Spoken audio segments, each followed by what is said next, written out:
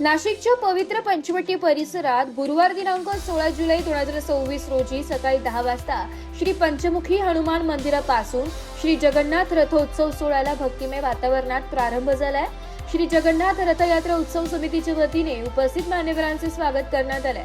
महंत भक्ती चरणदास महाराज यांच्या मार्गदर्शनाखाली दरवर्षीप्रमाणे यंदाही श्री जगन्नाथ रथोत्सव सोहळा मोठ्या उत्साहात पारंपरिक पद्धतीने आणि भक्तिभावाने साजरा करण्यात आला।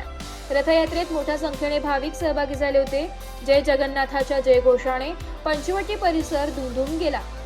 यावेळी भारतीय जनता पार्टी कामगार मोर्चाचे शहर उपाध्यक्ष राहुल पंडित यांनी दरवर्षीप्रमाणे यंदाही श्री जगन्नाथ रथयात्रेचे स्वागत केले।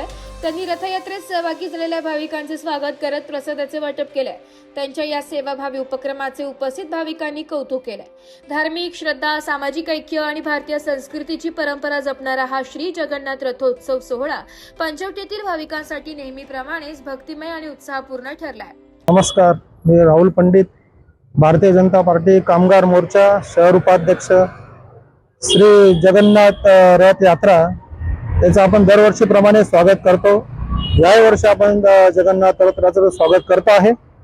आपण यावेळेस प्रसाद म्हणून केळी वगैरे वाटप करतोय आम्ही।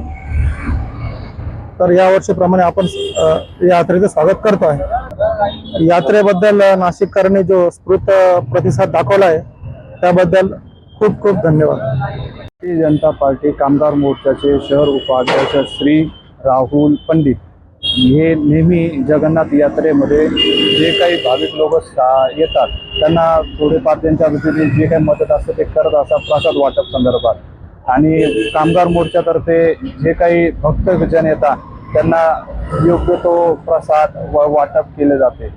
याबद्दल सर्व जगन्नाथ भक्तांचे हार्दिक स्वागत। ब्युरो रिपोर्ट, नाशिक लोकशाही न्यूज, नाशिक।